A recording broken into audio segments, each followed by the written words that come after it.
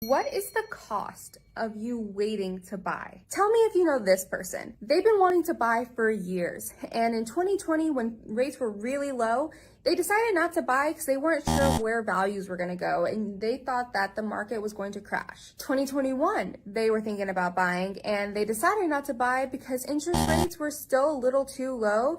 And they decided that the market was going to crash. 2022 rolls around and they're still thinking about buying a home, but they decide not to buy because interest rates are really creeping up. So it's bound to crash now, right? Or 2023, rates are at their all-time high and someone's bound to go into foreclosure. Someone's bound to cause the market to crash. So they're still not going to buy. So the truth is that the fear and the scare tactics and all of these things are stopping you, if you're that person, from just taking advantage of what opportunities lie in the market that you're in. The truth is that there's always going to be opportunities regardless of where the market is at. And if you are serious about buying a home, you need to be more concerned with what opportunity makes the most sense for my situation and not what is everyone else on the block going to do, because their situation may not even be the same as yours.